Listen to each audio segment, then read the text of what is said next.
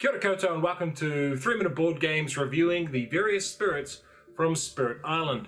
I'm sure many of you are familiar with the idea of a tier list. We're going to work through a tier list and I'm going to talk through all of the spirits which I have played all of quite recently. I've been playing a lot of Spirit Island over the last month or so, ever since I got Jagged Earth. I played the other 12 spirits that came before Jagged Earth a hell of a lot, and I've been playing quite a bit with the other ones and starting to do some mixing and matching. So this is going to be a tier ranking video. S tier means that I think they are super awesome and amazing, and I'd be happy to play them anytime, and possibly they're a little bit overpowered. A tier, absolutely great spirits, would love to play every single time. And then you go down the list. B spirits, C spirits, D spirits. I actually don't think I'm going to end up with any D spirits because there aren't any spirits in the game I absolutely can't stand playing. There's a few that I'm like, meh, on, but I'm strongly leaning to the fact that they'll probably end up either C, maybe they'll end up something in the D tier, who knows. We'll go through the process, we'll see how it shakes out. So what I'm going to do is go through the spirits one by one. We're going to bring up their stats, I'm going to have the ranking thing up here, and we're just going to work through it. So let's get started. The first spirit up is Vital Strength of the Earth, the big chonky rock boy. Vital Strength of the Earth has a bit of a reputation for being somewhat of a boring spirit. He's quite strong, but he's slow to develop and he doesn't do anything particularly exciting. His special rule lets people defend 3 in sacred sites, which means you can build up quite tough forts. His starting cards are an interesting mix, with 2 cards that slow down the enemy either by pausing them or increasing defend in a region, and then it's got Rituals of Destruction, which is a bit of a maligned card because to get the best out of it you need to have 3 Dahan in an area, and Vital Strength of the Earth is kind of crappy at doing that himself. His innate power is pretty cool. It allows another spirit, or any spirit including yourself, to repeat a power, and he's got a lot of presence and a reasonable number of card plays. So while Vital Strength of the Earth is kind of dull, he's just a solid, dependable rocky boy. I really quite like playing him solo, but he's, you know, if I'm playing multiple spirits, he's like anchors down one island, but ultimately he's pretty average, so we're going to slide him up to the C tier. Next up is Lightning Swift Strike, whose special rules are basically you can make all of your slow powers fast. Now, one of the things in Spirit Island is when you first start playing, you think fast powers are just the bee's knees. Fast powers are where everything's at, because you don't quite have a grasp of how the timing and pacing of the game works. As you play more, you get more comfortable with slow powers and how good they can actually be. So Lightning Swift Strike is a bit of a crutch, but he's fantastic for new players to contribute to a game. And he's still pretty solid all the way through. And the ability to make slow things fast, especially for other players, is one of his cards that comes with you is Lightning's Boon, which allows another spirit to use 2 powers as if they were fast. And just about every time I've played a game of Lightning Swift Strike, that's been the deciding factor to blow up a city or 2 before the invaders get to build. So Lightning Swift Strike, a bit of a crutch for new players, but can still contribute. Good damage dealer as well. I'm going to put him up in the A tier. One thing I do want to call out is the, where is it? It's the Immense variant card that came in Jagged Earth, which changes how Lightning Swift Strike works and moves him from being a spirit that can play a lot of low power cards, like 6 cards. You get 5 power a turn, you can play up to 6 cards when he's fully expanded. This switches that around, so you play 3 cards, but you're getting 10 power, and it makes Lightning Swift Strike quite a different spirit. So really pleased to see some of these changes they made to the low complexity spirits just to give them an extra wrinkle, and I think Immense really adds new life to this otherwise, I think, pretty strong spirit. Okay, we're up to River Surges and Sunlight. Special rules for River Surges is that your normal presence count as sacred sites and wetlands. That's not a huge thing, but it does help you spread out, and you can use some mage powers later in the game. Solid sort of average presence and growth tracks, you know, 5 power, 5 card draw, and the innate power is nothing to write home about, but it does have a double growth power, which allows it to place 2 presence a turn, so it can expand and get on the board pretty quick. And it's got a grab bag of okay kind of spells and effects. River Surges is just dependable. It's a dependable spirit They can move things around, push things, do a little bit of damage, have a little bit of control. It's probably never going to be a superstar in a game, but it absolutely carries its own weight each and every time you play it. It's a good basic control spirit, and for that I'll put it in the B tier. Nothing to write home about super fancy or anything, just a good solid control spirit. Yeah. Next up we have the poor ugly boy of the Spirit Island world, Shadows Flicker Like Flames. And Shadows kind of suffers from a few things. He doesn't have a strong identity. He's got some abilities that allow him to target Dahan, he's got some fear, he's got some damage, he's a bit of a generalist. Like, fear is one of his main things, but, you know, other spirits do it a lot better. And he also has slow growth, and all of these factors mean that Shadows is probably among the Spirit Island community the spirit that gets picked at the bottom most frequently. And I don't think he's that bad. Okay, he's probably going to be the only spirit ending up on the D tier now that I think about it.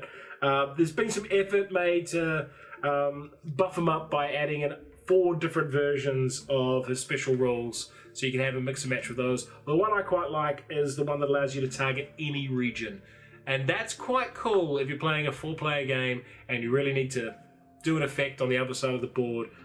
Shadows Flicker Like Flames can come to the party, but he's slow, doesn't have a strong identity, and yeah, I think other spirits just do what he does a little bit better. So sad, bro, you're going down into the D tier.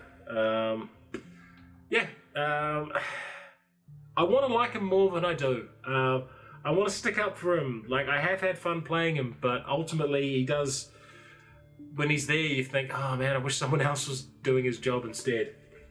Now, most people who play Spirit Island have what they consider their signature spirit or their favorite spirit, or the one they've certainly played most often. And for me, that is the mighty Manawahine Thunderspeaker. She is just awesome. I love Thunderspeaker, and her primary thing is that she can move her presence around the board with Dahan, and she has a lot of powers that allow her to move Dahan around the board. And for me, that is a really dynamic mini game within Spirit Island.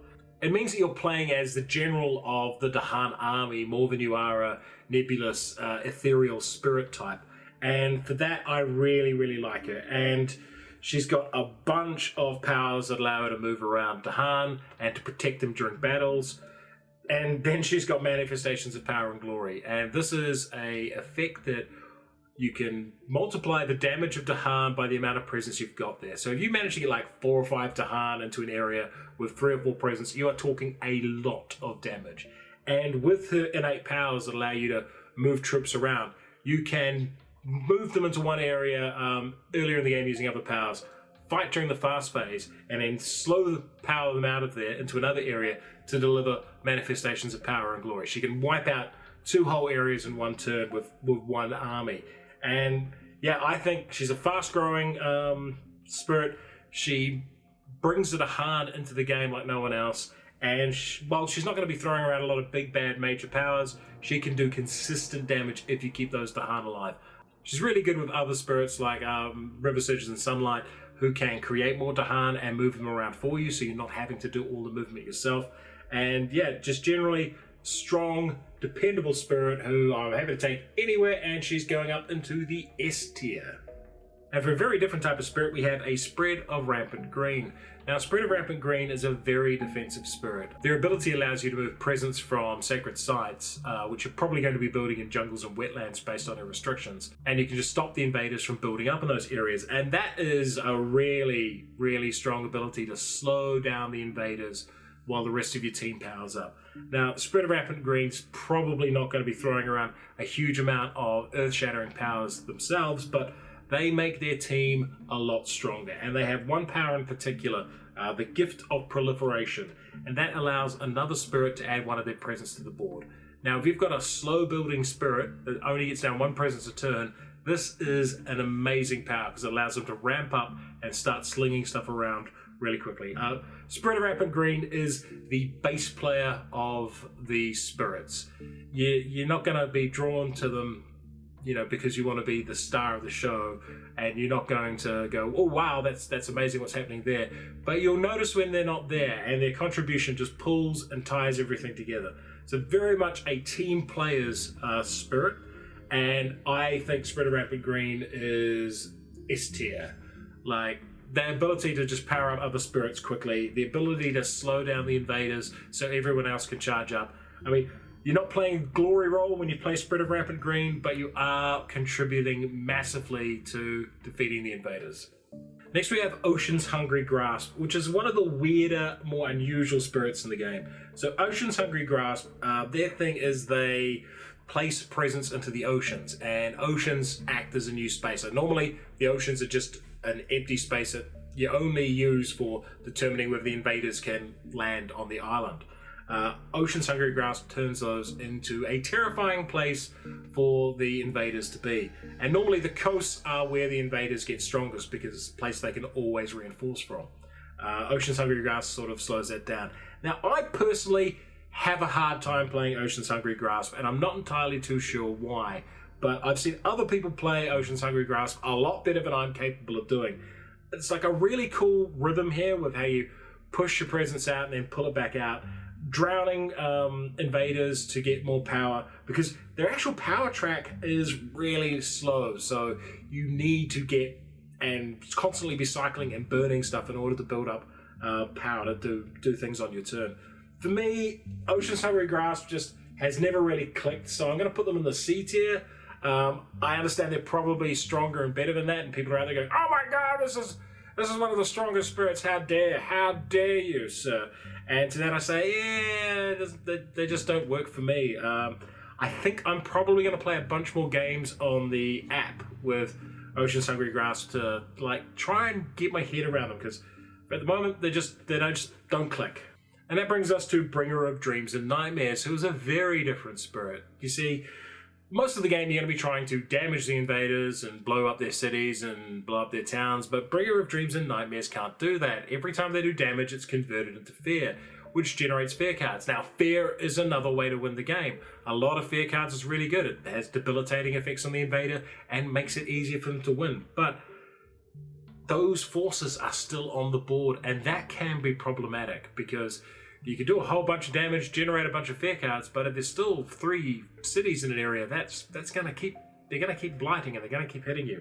So this is a tricky spirit. I quite like Bringer of Dreams and Nightmares, but that's with a caveat that they need someone else to sort of support them, especially against invaders who have deep fear decks. You're gonna need someone who's going to go around and blow stuff up, because yeah, you can generate all those fear cards, but if you're the only one doing that, it doesn't, in a big game, that doesn't help that much, and your board can get quite overrun. So Bringer needs a lot more teamwork and collaboration. Really good with some spirits who like having everything piled together so they can do a major effect and blow things up. But yeah, I'm going to put Bringer in the, I'm going to say C tier. They're really cool at small games against low tier invaders and the default where you've only got like 9 fear cards. Not so sold on them when the fear deck's starting to get a bit bigger, and you're really relying on wiping the invaders out. Alright, that was the end of the core spirits from Spirit Island. We're now on to promo pack 1, and we will start off with Serpent Slumbering Beneath the Island. Serpent is bonkers. Serpent is an absolute wingding kind of spirit that gets insanely powerful in the end game, but has to leech off everyone else. But I think a lot of people, or some people, don't realize just how good some of their low tier stuff is. Like for the early game, they're just handing out candy to everyone else. They're handing out powers, they're handing out energy, and they're also have probably the strongest defensive card in the game, or one of the strongest defensive cards in the game, which is Elemental Aegis. This thing can just hand down a defensive grid over an area. And if you've got someone who allows you to cast that again, you can hand really strong defensive barrier, which, as Serpent takes a while to power up, is a really, really, really good thing. An Awakened Serpent, who's throwing around 12 power and 5 cards a turn, is kind of grotesque, but that's a little bit of a trap. Like, you don't have to get there to be useful. And I think that's why I'm going to put Serpent on the B tier, because they've got some great utility, they've got some great stuff they can hand out to other players. Not too viable in a small game, at least in my experience. I mean, handing out all the candy is good and everything, but they still need to do some heavy lifting later in the game in a smaller one. In a 4-player game, you can kind of hand out the candy and give people bonuses, and then, you know, be the rock star at the end of the game. So yeah, Serpent Slumbering beneath the island. Really unique spirit, and one I do enjoy playing, but definitely one I prefer playing with 4 players. At least that's my take. All right, next up we have Heart of the Wildfire. Now, Heart of the Wildfire is, like, look at his face. Like, you just got to look at this guy. He's just the happiest spirit, and he has a totally unique playstyle. I don't know why I'm gendering these spirits, but they're all, I guess, they. But anyway, Heart of the Wildfire, what they do is when they add their presence into an area, they do damage, and that damage does blight. So you're moving around the board, blighting the board. But you do have the ability, once you power up a bit, to clear up that blight. So it's the idea of the fire spreading through the jungle and then the regrowth happening behind it. This is a very tricky thing to manage, especially for new players. It's managing that level of blight you can be comfortable having on the board. And if you're not playing with the rule which adds an extra blight to the blight card, it can be quite difficult in single player, because by the time you're on your second turn, you've already blighted the board, and if it's a terrible blight card, that can really hurt. So you need to understand how blight works, you need to understand how cascading blight works, and you need to know how much you can risk in order to use Heart of the Wildfire.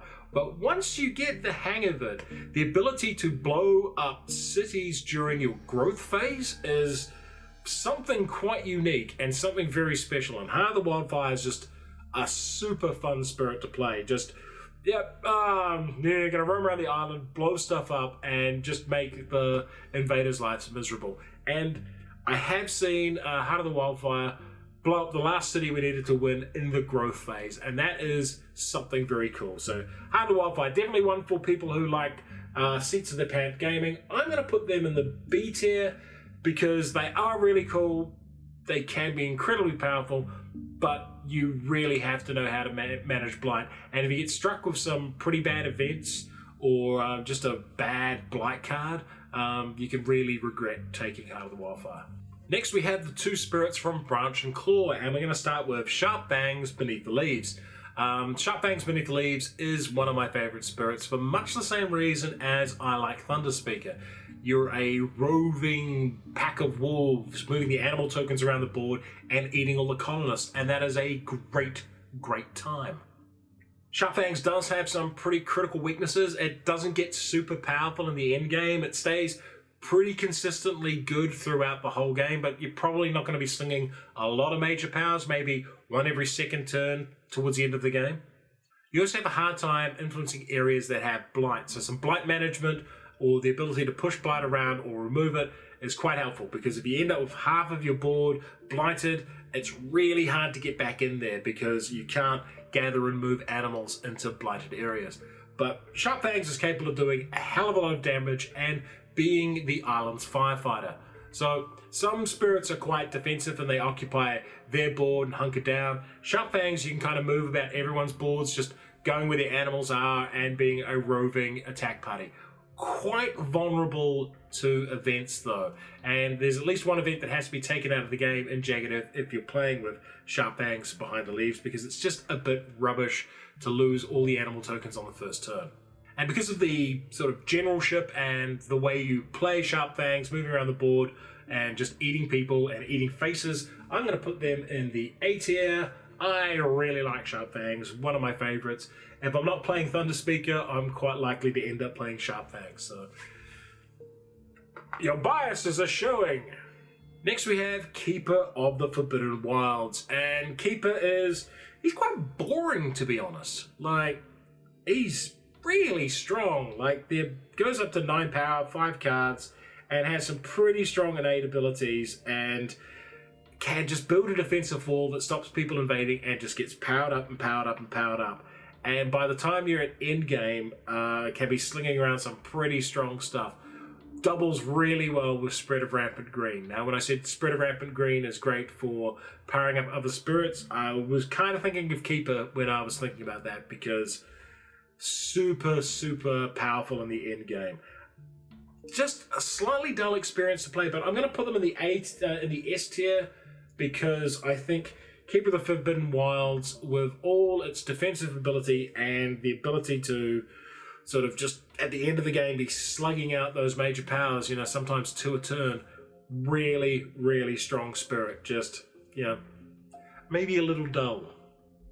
Alright, on to the ones from Jagged Earth. Now, I've played these quite a bit less than I've played the other ones, but I've still played each and every one of them at least once, and I've played with them at the table at least 3 times. So there are some spirits I've seen a lot more than others, but generally I think I've played them enough to have a pretty quick and dirty evaluation of what they do. And I'm going to start with Volcano Looming High. Now, Volcano Looming High is restricted to being in mountain areas. So you're going to be placing all your influence in giant stacks in the mountains, and then you're going to be blowing those stacks up to do hideous amounts of damage. You can also place down Badlands tokens and do other stuff that increases the damage around you. I found Volcano Looming High kind of boring. Like, you're capable of these big destructive turns, but that also does obliterate your presence. You can't bring that back with various mechanisms they've got, but it felt like every turn you're a bit of a superstar, every other turn you're kind of crap spirit.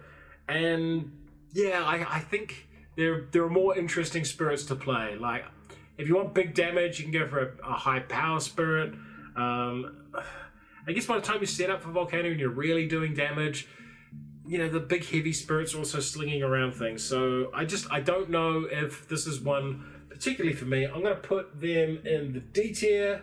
I've not played a game where I haven't felt like I've been either underpowered as Volcano Looming High or not contributing enough, or that I haven't had to carry them a little throughout the game, because they're having their 1 or 2 awesome turns here and there, but for the rest of the game, everyone else is having to pick up their slack. And yeah, I might be wrong with that, but that's just my impression after playing with them 3 or 4 times.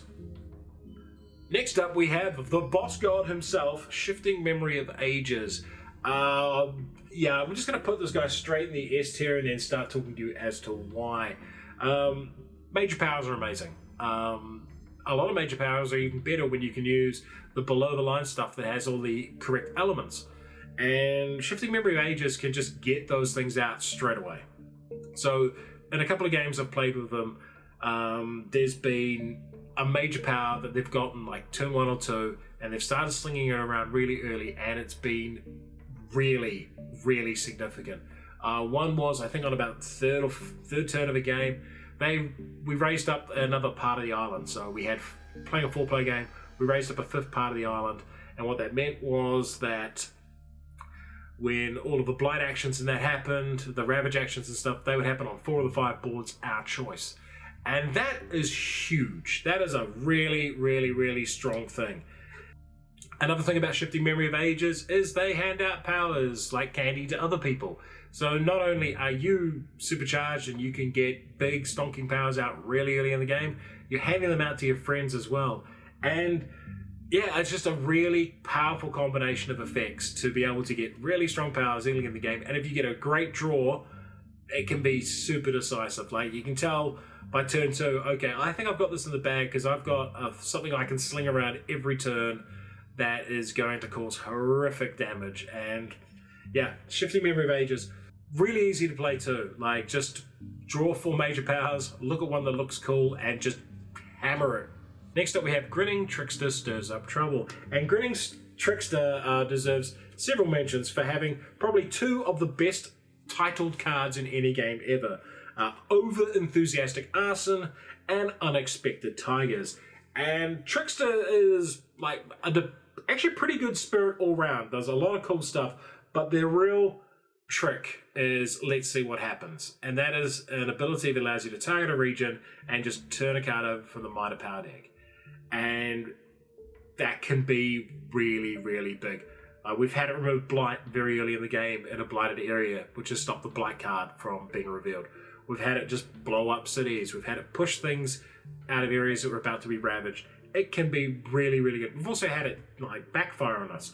And I think that's sort of Trickster's thing, is you can't really rely on what they're going to do to be useful. But they can add Strife, which reduces the amount of damage that happens with blight actions, so they can slow things down, make it defensive. They're just a real solid all-round, and I would say strangely a dependable sort of spirit, which, considering their theme, is kind of weird. But aside from the let's see what happens ability, which is random, everything else of theirs is quite solid. It's solid control, solid damage, solid manipulation. They're just, yeah, they're all-round a pretty respectable spirit. So I'm going to put them in the A category, because they are very good and they're capable, if the luck goes your way, of being amazing. When I first looked at Jagged Earth, Stone's Unyielding Defiance was the spirit that I was sort of least enamored with. I looked at them and I'm like, oh, they're kind of a big rock guy who, you know, we've already got a big rock guy. What's their thing? Oh, okay, so, you know, things don't get blighted in your area. Okay, It didn't really do much for me until I played a game where we had some real terrible events, and that's where Stone's Unyielding Defiance came into their own. So we had some events that were, you know, going to destroy presence. We also had a Blight card that was removing one presence a turn, and Stone's Unyielding Defiance just went, no, I'm gonna shut that down.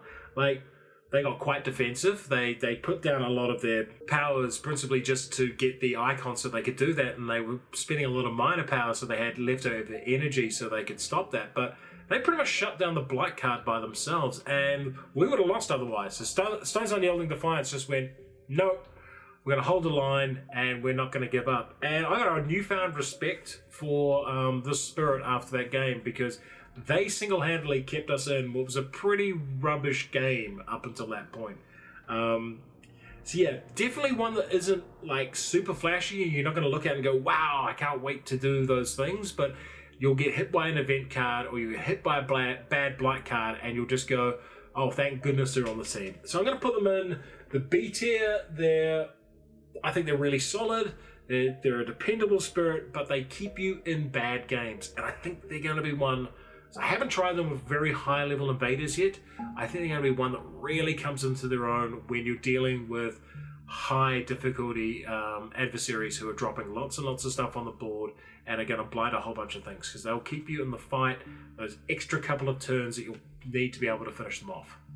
Next, we have Many Minds Movers 1, and initially I looked at the spirit and I was like, oh, what are they different to Sharp Fangs? You know, they're another animal token spirit. But they're actually really, really different. Where Sharp Fangs is a predator moving around the jungle, like eating things, Many Minds is all about the terror. So Sharp Fangs is packs of wolves and predators biting people and dragging them off into the jungles. Many Minds is people building their houses in the jungle and then finding out that their walls are entirely full of centipedes. It's all about the terror of swarms of birds and bugs and wasps. No one likes wasps. So where Sharp Fangs uses animals to attack, Many Minds uses animals to defend and to generate fear. And that makes them a very different spirit.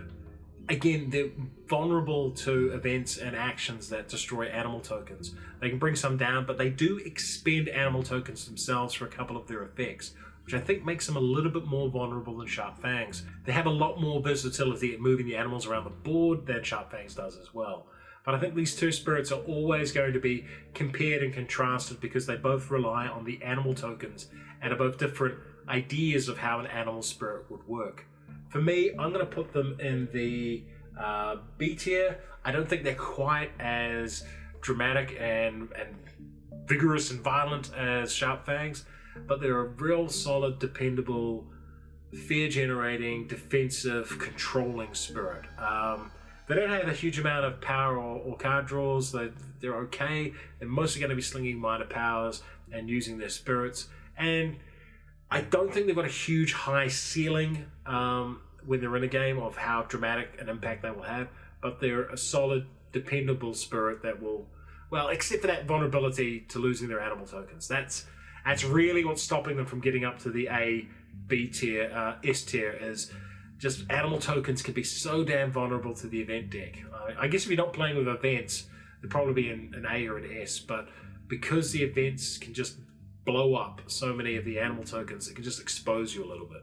So, cool spirit and cool idea though.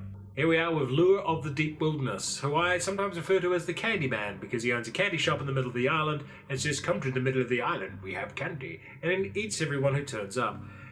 Lure is an amazing spirit idea. The art's really evocative, the idea's really cool. Come to find the hidden treasures deep in the heart of the island and just get nommed and destroyed. The interesting thing about how he reduces towns and cities into explorers and then just wipes the explorers out is it's really cool as well. And it gets bonus damage on some of his effects for stacking extra tokens in an area. And I've had him stacked like this high of deleterious effects targeting the invaders in a certain region and just keeping pulling invaders into that region and you're just eating their face. So he does have a bit of a critical weakness, and that's the inability to get to your own coastline. That can come back to bite you in the ass. It has for me in a couple of games where I've had relatively strong cities built on my coast and the players to my right and left have been slow building, so those have got quite tough. So yeah, he's not without faults, but he's a really themey spirit, really strong and capable of just eating an awful lot of invaders. I'm going to put him up in the A tier. I think really good spirit. That weakness is good because it makes, if he could get to the coastline, he'd be like absolutely top S tier, beyond the pale, super good. But as it is, really, really strong spirit, real fun to play too. Alright, Vengeance as a Burning Plague. Now, this is one of the most polarizing spirits in the games we've played. I personally have really enjoyed playing Vengeance as a Burning Plague, but the other people I've played with have not enjoyed them at all. So I think real potential for some horrific damage here. And the tricky thing is the double presence placement has to be a land with a town, city, blight. And that puts you into the firing line a lot of the time. So you've got to be willing to go where the fire is, and you've got to be willing to lose some presence early to get those disease tokens down. But then, late game, and once you've got a network of disease tokens out there, it can be really scary and doing horrific damage. Like, the top level of epidemics run rampant, if you can get to it, is you're doing 3 damage per disease token plus 1 fear. And if you've piled up diseases in one area and other spirits and yourself are using push effects to corral the invaders into that one area, you can just squish them and wipe them out. And the last time I played, that's what I did. I had one area where I put 4 disease tokens, another where I had 3, and I was just using other minor powers to just corral people in there and just eating them. And I think he's really good. I think I'm going to put him in the B tier. I think I would put him in the A tier if I hadn't played it with a bunch of people who kind of had a terrible, miserable game with him. But yeah, a real interesting spirit because you have to rely on those disease tokens, and normally you're wanting to use them to slow down builds. So in a way, it's counterintuitive because those disease tokens you want normally in play to slow the invader down, and here Vengeance is sort of speeding the game up in order to get a payoff later on with ridiculous, disgusting damage. Shroud of Silent Mist is one of the coolest looking spirits and one of the coolest spirit concepts of all. And it says it's a high complexity spirit. I don't know if it's high complexity, it's certainly a high risk spirit. And that's because you want to damage all these things and leave them in your land, but damaged things still fight back most of the time.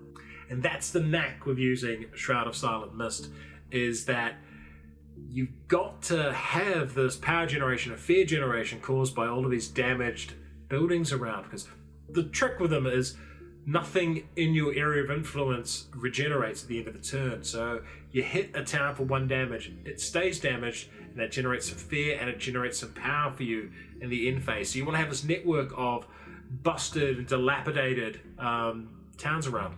But those towns can still fight back and do full damage. So it's a real knife edge you have to walk on. Another little trick with them is they have a double growth ability, but it's into the same area. Well, it's into an area you already have presence. Because you can move your presence 1 space just before taking an action. And I've seen someone who tried playing the Spirit, it didn't quite click to how that worked for a little while, because they were like, oh, and I feel so slow, I can't get anywhere. I'm like, oh, you can do that, by the way. Oh, and then the Spirit came alive because it was sort of using a power and then just moving 1 presence to use the power, and just this slowly expanding network of influence and, you know, malaise spreading across the island. I'm going to put them personally up in the A tier.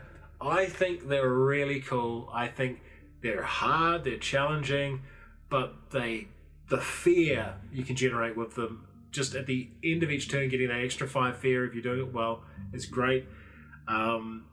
They soften everything up, so yeah, you do have these softened up targets, but you can just then use fast actions with low damage to knock them down if you want to prevent a ravage. I think they're one of the really interesting and really cool spirits in Jagged Earth, and yeah, love to play them again. Alright, Starlight seeks its form. One of the weirder, more unusual spirits, because it can kind of become anything, and that's both its strength and its weakness. So I'm not going to go into all the different things that Starlight can do. You have a good look, like you can tailor the spirit to be good at a bunch of different things. But this is my problem with Starlight, is first of all, if you're playing with someone who's a slow player to start with, they're probably going to spend like an entire 5-10 minutes just choosing their growth action because they're trying to figure out what the best outcome is. So they slow the game down a bit in the growth phase. And while I've seen them be a good, solid, dependable teammate, and they've developed in a way that's helped the team out and been useful, and I've never really felt like I've had to carry them in a game, and when I play them I didn't think I was letting the side down. I've never seen them really star either, ironically. I've never seen them be a standout spirit. So there's a lot of options on here, there's a lot of things you can do, but I'm not sure any of them are particularly berserk or overpowered, and in some ways the lack of identity is the issue. The whole spirit is about creating your own identity, but it means you kind of lack a role early on. You have to create that role yourself. But in that regard, well, why don't you... It might be easier just to pick a spirit that fills that role instead. So if you're playing with 3 defensive spirits, maybe I'll play a damage dealer instead of having to spend 4 or 5 turns turning this one into a damage dealer. So I'm going to controversially put them down in the D tier. I love the idea. I think they're a perfectly viable spirit, but I've also just never seen them be a rock star, and that's one of the things that attracts me to spirits, with the exception of like spreads of Rampant Green, is that you need those dramatic cool moments, and I just haven't seen Starlight really do that. And the last spirit from Jagged Earth is Fractured Days Split the Sky. This is a weird one. It's really hard to evaluate. There's been some really cool games I've played with Fractured Days, where they have critically taken important invader strong points off the board about when they're about to ravage. And they can do some crazy, amazing, weird stuff. But they also seem to spend an awful lot of the game just flicking things back and forth and keeping themselves busy and not necessarily accelerating the team towards the win. So I'm going to put them, I'm going to say C tier. I haven't been hugely impressed with what I've seen them deliver. They have these cool effects and cool stuff that happens. You're like, wow, that's really neat and interesting, but not sure they're particularly good at winning the game for you. Amazing concept though, just the thought that went into designing, both Starlight and Fractured Day Split the Sky. I mean, they're very high complexity spirits for a reason. And again, probably haven't seen the best out of them from the people who've been playing them, because they've been playing them for like first, second, or third times each. So there's probably a lot more depth that we're not picking up here. But for me, like the moving back and forth, the time stuff, that's really cool. Having a tableau of cards in front of you, that's cool. Being able to remove land from time, that's really cool. But just haven't seen them come to the party and be the rock star in any games yet. And we're on to the last two spirits, which are, I believe, Promo Pack 2. And we will start off with Finder of Paths Unseen, which is a really bizarre spirit. All of the problems you have with Bringer of Dreams and Nightmares, not being able to do damage, you also have with this wee flying birdie thing here. Can't really do damage. Anytime you do damage and you take off one of your presents, so you can't afford to do that too often. It's not to say you can't do it at all, you just got to pay the price. I mean, your cards are really focused on control anyway. But talking of control, no spirit in the game gives you the board control that Finder of Paths Unseen does. They can move to Han and cities and towns and people just all over the place. They can isolate areas, they can create sort of pockets of the island that no one can get to. They can move presence around the board, their presence and other people's presence like no one else. They are the ultimate team players spirit. They do need a big bully to come along and help them actually knock things down, but amazing amounts of control. And one of those ones that I've only played with this one 3 times, and each time I felt like I haven't quite seen the real potential of them. But I can see it a lot clearer in this spirit than I did in the last 2 of where the ceiling is. And I think the ceiling for Finder of Paths Unseen is astronomically high. And I'm going to put them up in the A tier for now. No, we'll say B tier for now. So we'll put them up in the B tier for now. I think they could end up in the S tier with a lot more plays. Right now, that weakness of theirs of not being able to do damage is a big factor. But all of the stuff they can do, moving things around the board, there is so much scope there for an expert player, and people are really good at this game to be able to just do some crazy stuff. And last, but certainly not least, is Downpour Drenches the World.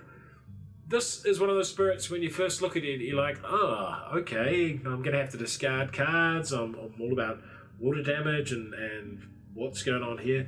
And then you see the ability that allows you to repeat power cards. And this is where Downpour Drench the World sort of comes into its own. You spread around the board like a mobile firefighting thing. You drench areas that are about to be ravaged, and you just stop them. You just stop them dead by just pouring rain on them. And you use like a basic zero-cost defense card. You go, I'm going to play that there, and there. And so much, you can generate so much control and do so much defense of zero-cost cards that you can play multiple times, just using their ability to just retarget with their special. And I think Downpour Drenches the World is capable of doing some almost holding a 4-player board at times by themselves, just holding the invaders back while everyone else powers up. They're just so good at being that mobile defense, that mobile, let's slow the invaders down, let's just hold them here, let's curtail them here, while everyone else tools up and gets their big powerful stuff. And that's a playstyle I really enjoy. I'm going to put them up on the S tier. I've had 2 games with them now, and I think they are right up there with one of the strongest spirits in the game. And it's a unique role of being so mobile because of all of your abilities to move and add presence and flit it around the board, and then being able to turn places into wetlands and then just retarget them with these low-cost defensive spells. Now, there's probably other uses for that, but in the 2 games I've played, I ended up focusing on zero-cost defensive minor powers and just going to everywhere the fights were and just locking them all down, and then allowing the other spirits to come in with slow powers and just blow things up. So yeah, Downpour drenches the world. Yeah, top notch, S tier. All right, so that brings us to the end of my ratings for Jagged Earth and all the spirits in the Spirit Island. I kind of said at the start I probably wouldn't end up with spirits in the D tier. I put 3 there. Like, I don't think those are bad spirits. They're not the spirits I enjoy playing the most, or the ones that I never felt really contributed as much as they potentially could. I'm probably wrong. Like, I'm probably going to get a really big essay about why Volcano should be absolutely S tier in the comments below. And if you do have any comments on this tier list and how I've rated them and my thoughts on them, let me know. And if you enjoyed this video, hit the notification button, subscribe to the channel, and come support us on Patreon.